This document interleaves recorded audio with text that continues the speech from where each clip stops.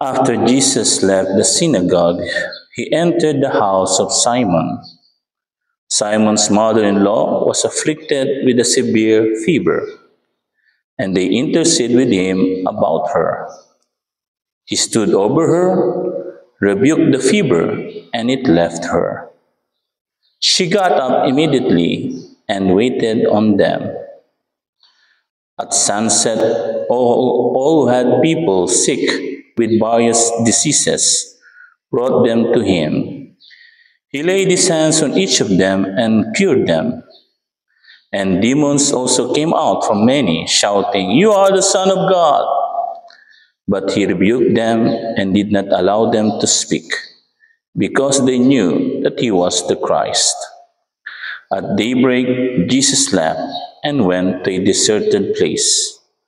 The crowds went looking for him, and when they came to him, they tried to prevent him from leaving them. But he said to them, "To the other towns also I must proclaim the good news of the kingdom of God, because for this purpose I have been sent." And he was preaching in the synagogue of Judea. The Gospel of the Lord. Praise be Jesus and Mary. He entered the house of Simon, and Simon's mother-in-law was afflicted with a severe fever. He stood over her, rebuked the fever, and it left her. Brothers and sisters, naa daw o mayroong apat na law. Anong law? Mother-in-law, sister-in-law, brother-in-law. Ug ang pinakaapat ang nanay. Kasi she is the law.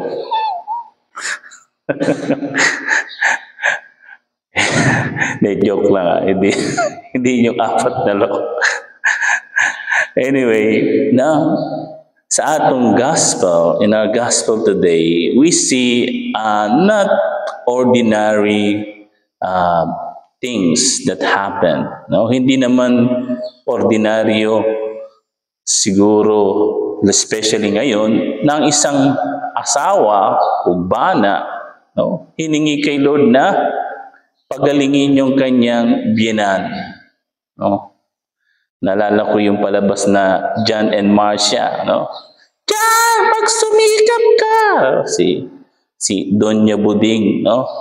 Si Doña Buding na biyena ni John, no? Na madalas, no? Yun yung nagpa-persecute dun sa bana, sa asawa, no? Kaya nga, sabi nung iba, no, pambihira naman si Simon, yung mga biro-biroan ng mga seminarya ng mga pare. No?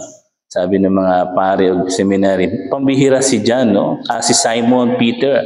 No? Sa lahat ng pagagalingin, yung binan pa niya. Yung kanya pang mother-in-law. No? Siguro kung ibang tao yon, no? Siguro sabihin, hayaan mo na yan, magkasakit dyan. No? Yung binan ko na yan, no? Siba? And yet, we see that Simon, no, intercede for his mother-in-law. At hindi lang siya, pati yung kanyang mga kaibigan, no? They intercede. And Jesus healed her. No? At alam nyo, this is a beautiful example of Simon Peter, and at the same time, we can say also of Saint Rose of Viterbo. How many times do we pray for those who hurt us, for so-called our enemies? Diba? Ano bang, una sa lahat, pinagdadasal ba natin yung mga kaaway natin, o umaway sa atin, o nakasakit sa atin? No? And secondly, kung ipinagdadasal man natin sila, anong laman ng ating dasal sa kanila? What do we pray for them? Baka mamaya, no? Bato-bato sa langit, ha? Yung iba sa inyo siguro, di pray kay Lord, "Oy Lord, kunin mo na siya." No? Kunin mo na yung kaaway ko. Kunin mo na yung nakasakit sa akin. Di ba? That's our common prayer. But no. No? See? Simon Peter, no, on the contrary, asked Jesus to heal her. No? Pagalingin yung kanyang mother-in-law. Sana ganun din tayo. No?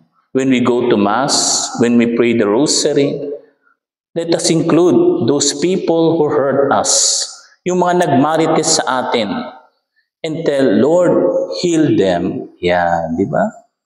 Heal them. Pagalingin niyo po sila, Lord. Alam ko, yung si sister o si brother na yon, no, hindi naman siguro talaga siya marites, no? Because baka meron something lang, no, sa kanyang kinabuhi in his or her life.